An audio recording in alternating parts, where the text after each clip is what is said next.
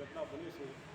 આમ મીડિયાના હિન્દુઓને વૃત્તિને મારવામાં આવ્યા છે. હિન્દુ છે તે એમને મારવા તો એમના ઉપર ગોળીબાર કરવો એવું મીડિયા અને ટીવીના માધ્યમથી જોવા મળ્યું છે. પણ જે ઘટના બની બહુ દુઃખદ ઘટના બની છે અને આની સામે સરકારે અને સર્વ લોકોએ આનો પ્રતિકાર કરી અને સામનો કરવો જોઈએ. અને જે લોકોના અવસર પામ્યો છે તેમના આત્માને કૃપાનું શાંતિ આપે અને જે ઘાયલ થયા છે એ જલ્દી સાજા થાય એવી ભગવાનની પ્રાર્થના છે. જે જઘન્ય અપરાધ કર્યો છે આતંકવાદીઓ દ્વારા આપણા નિર્દોષ એમણે તો હિન્દુઓ કહીને માર્યા છે, પણ આપણા નિર્દોષ ભારતીયોને જે કાયરતાપૂર્ણ હુમલો કરીને માર્યા છે એને આવા કૃત્યને વખોડવા માટે શબ્દો તો કોઈ છે જ નહીં. પણ છતાંય આ નરાધમોને આ રાક્ષસોને નર્કમાં પણ જગ્યા નહીં મળે એવી પ્રાર્થના કરી આપણે ઈશ્વરને.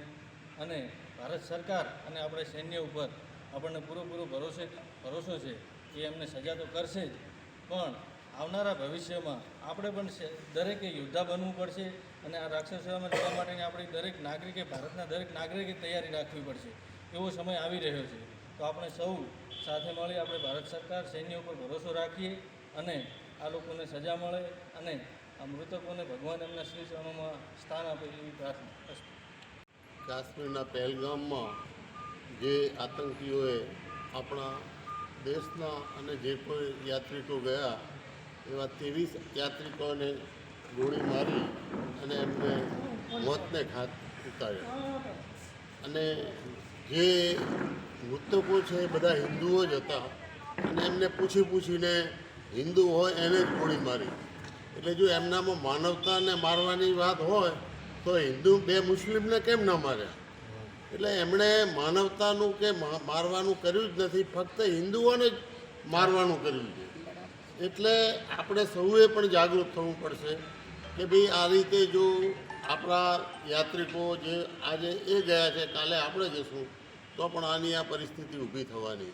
તો એ ટાઈમે જો હવે આપણે બધા હિન્દુઓ એક નહીં થઈએ તો આપણી પરિસ્થિતિ આવતા દિવસોમાં ઘણી ખરાબ થશે. આજે આ જે ઘટના બની છે એમાં 23 જણા આપણા જ સંબંધીઓ કે આપણા ભાઈઓ હિન્દુઓ મૃત્યુ પામ્યા છે. એમના આત્માને ભગવાન શાંતિ આપે. એમના કુટુંબીજનો ઉપર આવી પડેલી આફત કે જે તમે મોબાઈલમાં જોશો તો ગોળી મારેલના પતિ જોડે એની પત્ની રુદન કરી રહી છે. એ જોઈને પણ આપણને એવો આક્રોશ ઊભો થાય છે કે આ કઈ રીતનું આ દેશની અંદર આ ચાલી રહ્યું છે. એટલે આપણે સૌએ જાગૃત થવાની જરૂર છે. અને ફક્ત જો હિન્દુઓ ઉપર જ આ રીતનું આક્રમણ થતું હોય તો આપણે પણ બધાએ વિચારી અને એકતા કરી અને આપણે સૌએ પણ આની અંદર વિચારવું પડશે. ભગવાન એમના આત્માને બધાને શાંતિ આપે અને આપણે બધા પણ સંગઠિત થઈ અને આગળ આનું સંગઠન કરીએ એવી આપણે પ્રભુને પ્રાર્થના.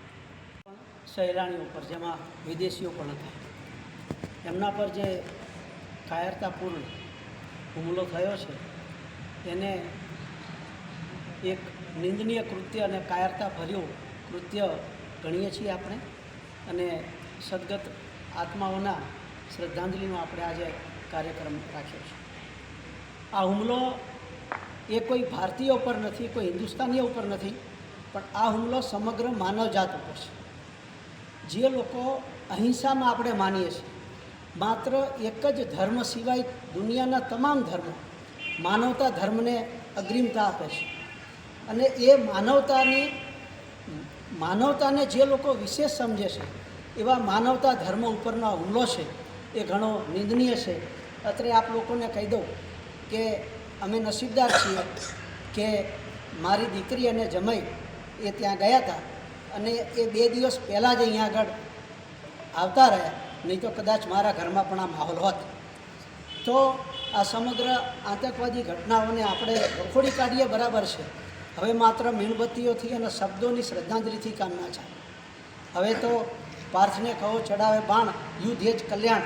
આપણે હંમેશા વિશ્વ શાંતિની વાતો કરતા રહીશું, પણ જે લોકો જે ભાષામાં સમજતા હોય એ ભાષામાં જે લોકોને જવાબ હવે આપવાનો સમય પાકી ગયો છે. અસ્તુ ભારત માતા કી જય.